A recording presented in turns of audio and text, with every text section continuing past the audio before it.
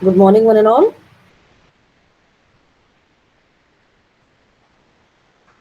So we'll have to wait for some more time as only some of you are there in the class. The recording is on. You can put up your names and numbers for the purpose of attendance.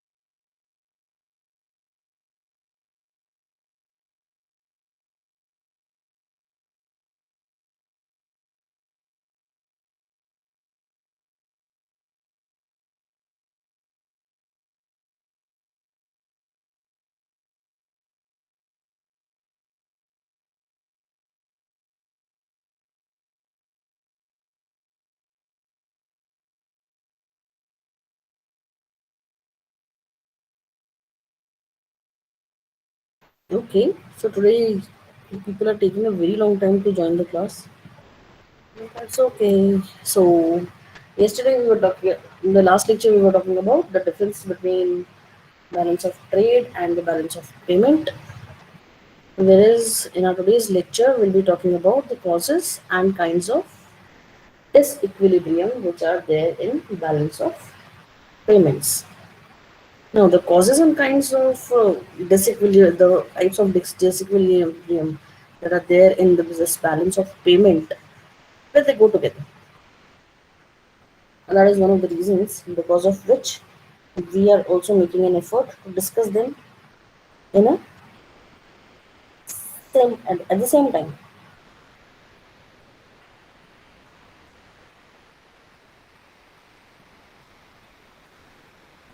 Moreover, we will be discussing them with reference to the BOP deficits. That is why the disequilibrium now generally caused.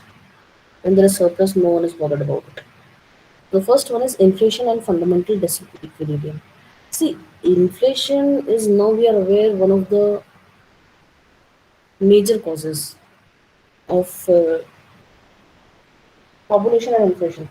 These are two of the major causes for anything that is happening in the economy. So that is an important cause for balance of payment disequilibrium also in the modern times.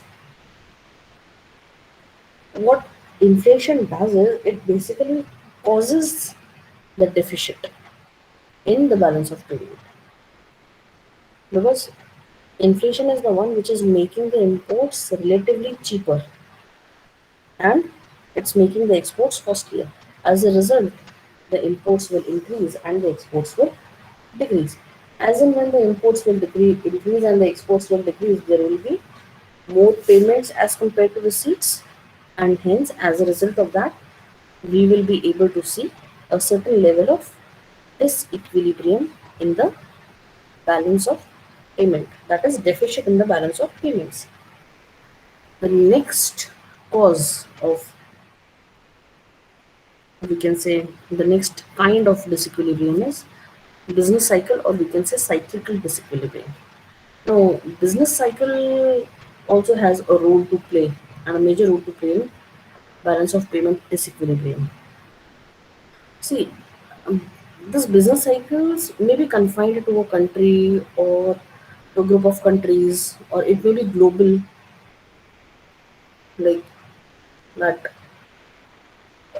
like the one that happened at the time of Great Depression in early 1930s. So, if business cycle is of a global nature, most countries will face inflation and depression almost simultaneously. But since countries differ in their economic sizes, their imports and exports will be okay. Will the effect of inflation and deflation be same on India and America?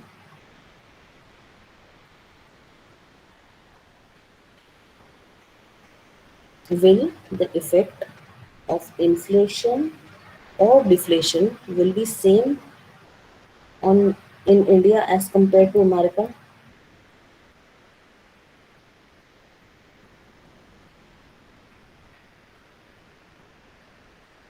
I'm just getting a reply from Meet. No one else. No one else is responding.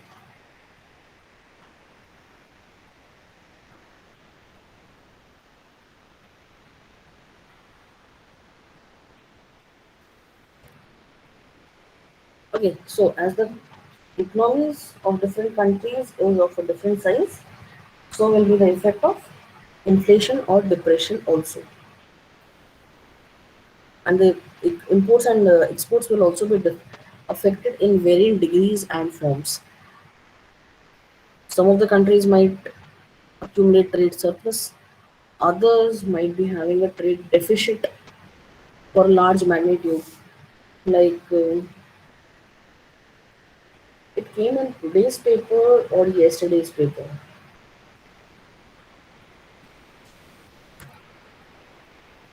There was a news about China and Pakistan. It was there in today's paper or yesterday's paper.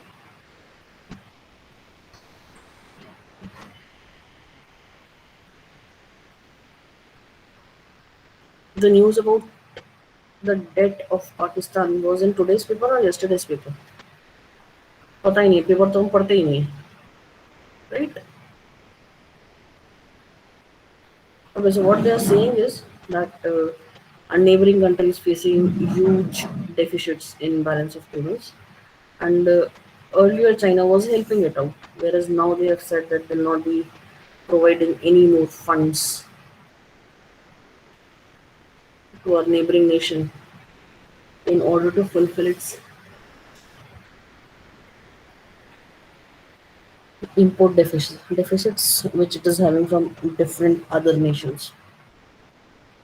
So, inflation is of a varying degree in each and every nation. Then we are having structural changes and structural disequilibrium. Now, the third major cause of disequilibrium in balance of payment is the structural change. That is, it can be within the economy or it can be outside the economy. Now, this change is caused because of depletion of some cheap natural resources, change in technology, industrial structure, consumer taste and preferences. As and when the standard of living of an individual will change, so will all these so will these things also change. So a change in the preference and industrial structure will definitely affect significantly the country's capacity to export and the propensity to import. If people are asking for more global articles, then the country will have to import more. Whereas if the country is going local for local, then the capacity to export will increase. The country is lagging behind in technology and industrial development. In this structural disequilibrium, they'll find it difficult to face the international competition. Why? Because there is a very high cost of production. This kind of disequilibrium, which is caused due to a structural change in the economy, is called structural disequilibrium. Then we are having short-term disequilibrium. The last kind of disequilibrium is this. There are other factors which may cause like a temporary or we can say temporal or short-term disequilibrium in the balance of payment.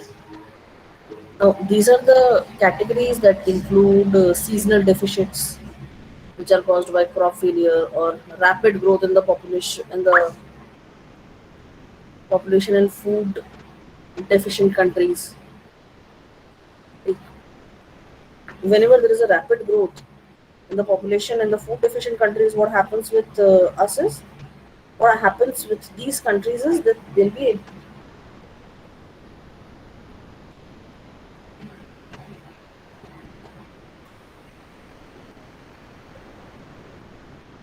just a second.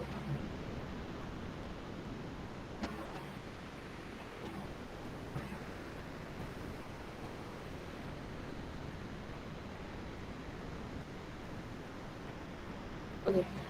So there are certain reasons or conditions due to which the population may rise rapidly. Now, the country is already food deficient. They are not able to produce enough amount of food for their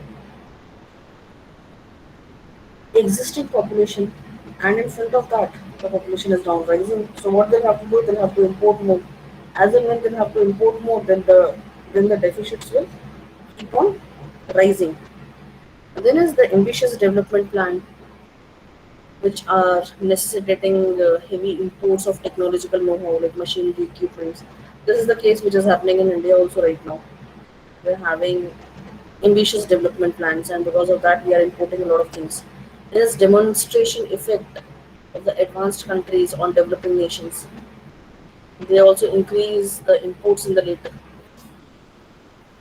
But the developed countries are showing that they are well advanced and they're having good quality of products, because of which the imports in the developing countries can increase.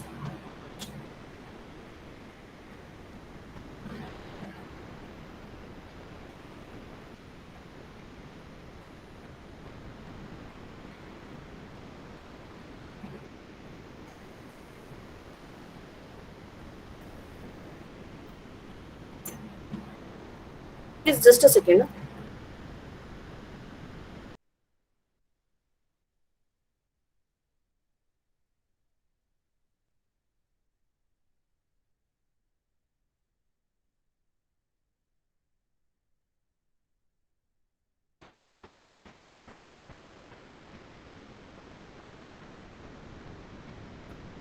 All of you have already entered your names and numbers for the attendance purpose.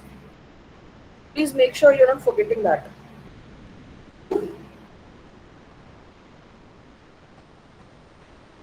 Because for the first time I'm saying this, but I'm not able to find enough entries in the chat box regarding your names and numbers. So if there is anyone who's forgotten it, the request you to please make it right now.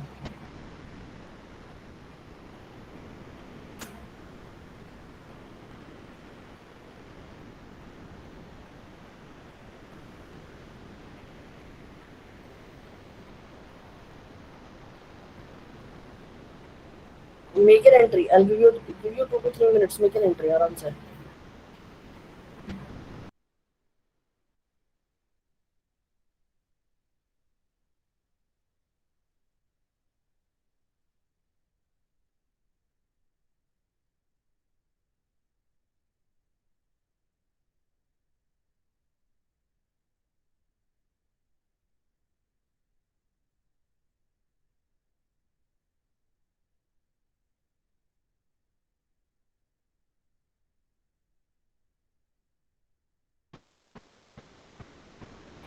Okay. With this, let's move towards the next step, which is regarding the steps taken by the government to correct the disequilibrium in the balance of payments. See, whenever we are talking about the steps that is taken by any government to correct this disequilibrium in the balance of payment, then the steps are basically of two types. That is monetary and non-monetary measures. The first one is monetary measures. Now, what are the steps? The first is deflation. It has been used as a measure to correct deficit disequilibrium. Whenever there is a huge deficit, that, whenever a country faces deficit, it imports exceed the exports. So deflation is brought through monetary measures like bank rate policy, open market operations, or through fiscal measures like higher taxation, reduction in public expenditure. Deflation means fall in prices. This would not only correct the sort of disequilibrium which is there, but this would make our items cheaper in the foreign market, which will result in rise in our exports. And at the same time, because there is a rise in taxation, there will be a reduced income, and as there is a reduced income, the imports will fail, and this would fail. This would build a favorable atmosphere in the balance of payment position. The balance of payment position, which was earlier facing a deficit, will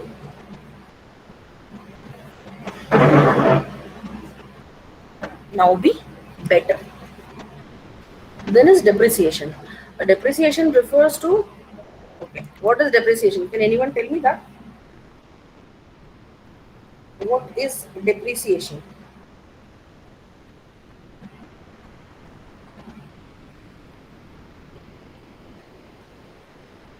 When the value of our own currency falls, Pardon me? when the value of our own currency falls against the foreign. Depreciation, beta, depreciation. Yeah, that is what I'm saying, ma'am. Depreciation has nothing to do with currency. That is devaluation, what you are talking about. Okay. And when there is a purposeful fall in the value of the currency, that is devaluation of currency. I'm talking about depreciation. Okay, the fall in the value of assets in the period of year.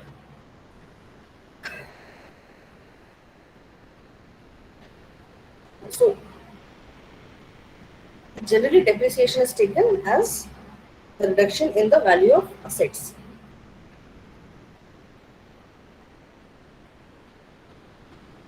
See, whenever there is a fall in the value of our home currency with respect to the foreign currency, under the flexible exchange system, what happens is that the demand for foreign exchange exceeds the supply of foreign exchange. So the home currency will fall.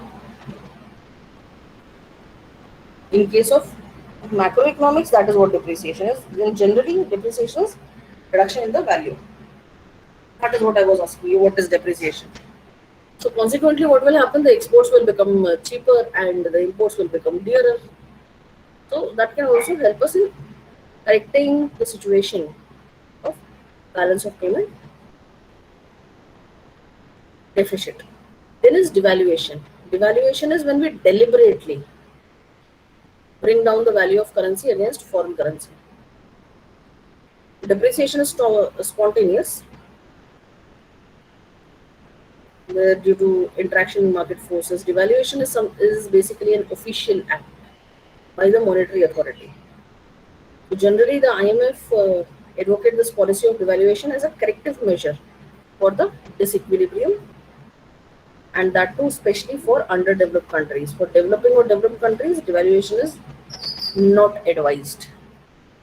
Then the another monetary measure that we are having for correction of the for correction for the deficit in balance of payment is, or disequilibrium in balance of payment is, exchange controls. See, basically, exchange control. This is a very extreme step that is taken by the monetary authority to enjoy a complete control over the exchange dealings. Now, what happens under such measures is that the central bank directs all the exporters to surrender their foreign exchange to the central authority. So there is a certain level of concentration of exchange reserves in the hand of a central authority. The supply of foreign exchange is also restricted at this time only to essential goods. That if the good is very much required by the country, only then the foreign exchange will be allotted in order to purchase that. So it can only help in controlling the situation from turning worse. It cannot help in maintaining or in coming out of the disequilibrium. So if we are trying to say in common words that this is a temporary measure, this is not a permanent remedy that we are having for any sort of disequilibrium. If you want a permanent remedy, then you have to go for reduction in the price of the currency. Then comes into existence the non-monetary measures, but before that, our monetary measures were deflation, depreciation, devaluation, and exchange control. Right? So we were having the four basic monetary measures, and yes, Dhruvi, you were right when you said that depreciation is the reduction in the value of a currency, but that is only in the case of macroeconomics. When we are generally asking about depreciation, it is reduction in the value of goods. Okay. Okay, so next we'll come to the non-monetary measures. Now, what are the non-monetary measures? Something which does not include exchange rates, something which does not include banks, which can be done without them. So the first one is tariff. Tariff is something which refers to a schedule of import duties. See, whenever we are importing something from any foreign country, we have to pay a certain amount of money as import duty. Now, in order to reduce the total imports of the country, what a country can do is it can increase the import duty. Like, are you aware that Ferrari is having a very high import duty? Are you aware of that? Tesla is having 100% import duty in India. Is anyone aware of these facts? These are facts, facts and figures. These cars are having more than 100% of import duty in India. Are you aware of that?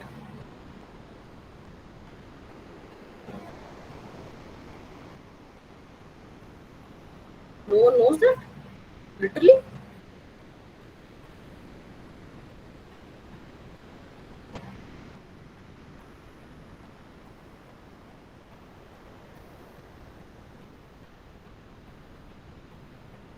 Okay.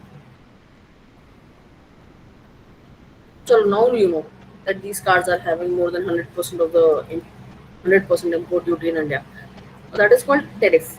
Now it is used as an effective device by the government to reduce any sort of imports, so that an adjustment can be made for balance of trade favorable. We can favorably edges the balance of trade. Now, the imposition of heavy import duties, what will they do? They'll raise the price of the import articles, and as a result of that, there'll be a reduction in imports. This will not affect anyone's competitive edge in the international market, but you are increasing your import duties, and this is an internal decision of any country. So there won't be any sort of international clash that we'll have to see.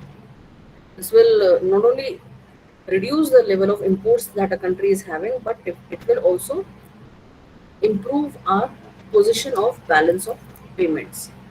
Then we are having import quotas. Now, quota implies a limit on the quantity of imports, that you can import only this much amount of goods. Is there anyone who has seen the movie Guru?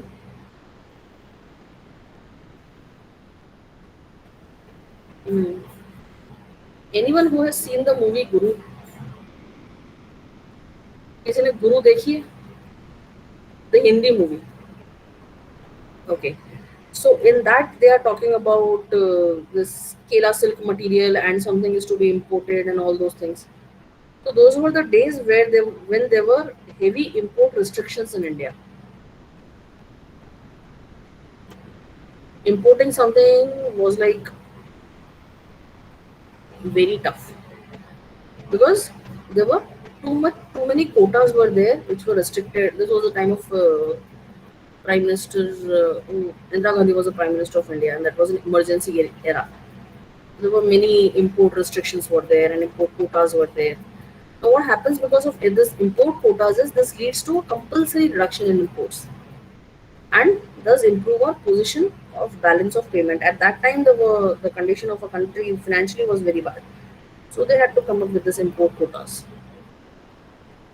And the resultant effect was as expected. Okay, then we are having export promotion. This is the most practical way to come out of any sort of balance of payment disequilibrium. What does the government do is they adopt various export promotion measures like tax concessions, subsidies that are given to the exporters. They make credit facilities available. They make sure that whatever amount is and whatever things are needed by the exporters are provided to them as and when required. With the help of this, what happens that any product which is made in the country becomes more competitive in the international market, and when it becomes more competitive in the international market, the total export of the country increases. The entire effort has been made so that the deficit can be improved. Now, when your exports will improve, then definitely it will have a positive effect on the trade deficits of the country. Okay. Then we are having import substitution. Now, what is import substitution? Import substitution is another measure to improve the balance of payment position. To reduce the import considerably, what we do is we make similar articles in the country itself. And made in India is one of the example of import substitution. When we need to, when there's a desire in a country to achieve this self-reliance, that we want to depend only on ourselves and we do not want any other country to provide any goods for us. In that case, what we start doing is we start making the products all by ourselves, and that is called im- even the articles which we were earlier importing, that also we start making by ourselves. That is called import substitution. If anyone would have seen the interview of this person, the Micromax guy, that he'll be launching the phones again in India, you'll be able to understand that the government of India is promoting import substitution nowadays. Is there anyone who has seen the interview of Micromax guy? He was shutting down his business and then he was provided a helping hand from the government to restart the business once again. Go through it. Whenever you get time, just go through it. It is a good example of import substitution.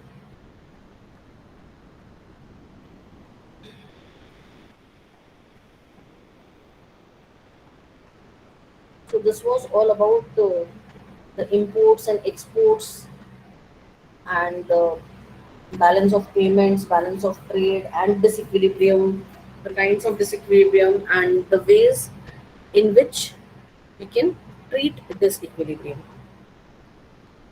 With an end to this, we will start the next topic, that is about exchange rates. Okay. So now, what are exchange rates? Can anyone tell me what are exchange rates?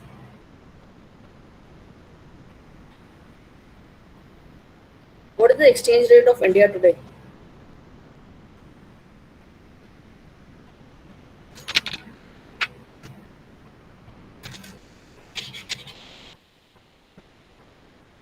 What is the exchange rate of rupee today?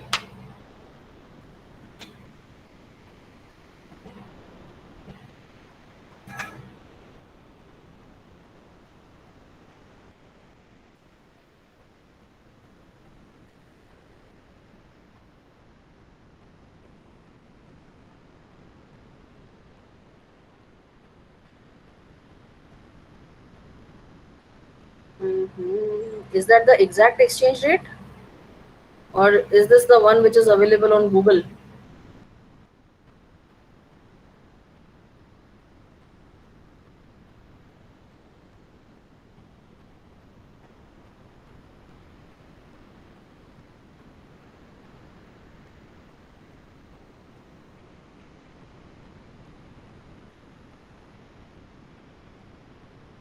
I'm asking the exact exchange rate, bachcho.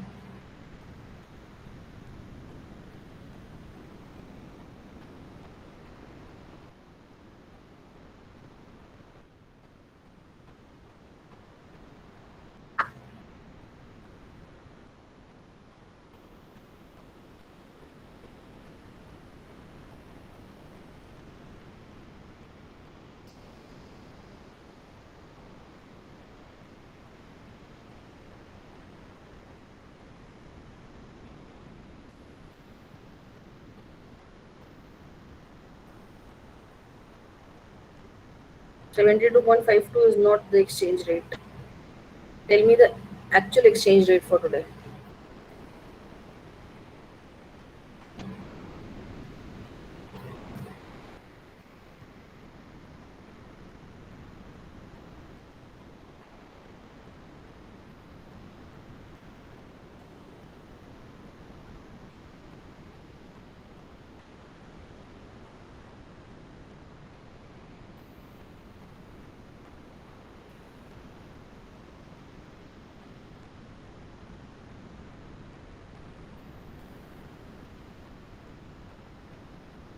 Dhruvi, where did you find 71.90?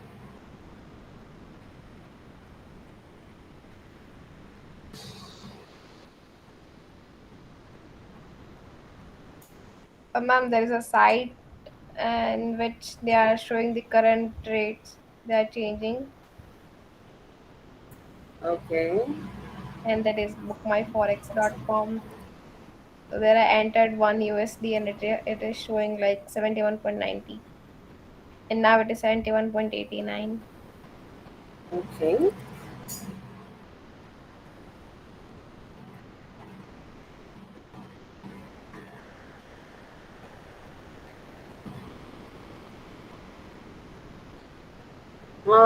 I just want to ask you, are you aware that in the state of Gujarat itself, we are having one of the major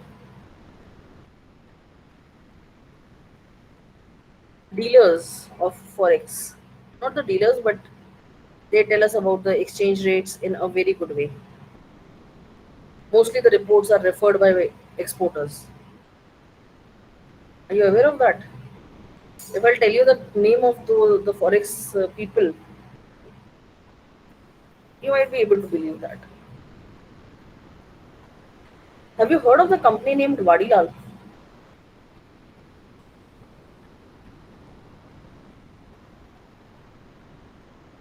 Okay. So the most authentic reports with reference to foreign exchange are that are considered by most of the exporters in India are from Vadilal. They're having their daily exchange report. exchange rate report, which they send to number of subscribers who have asked for it, and on the basis of that report, they book their options and forwards and convert their day-to-day transactions. That's so Vadilal is not only about ice cream; it is about foreign exchange also.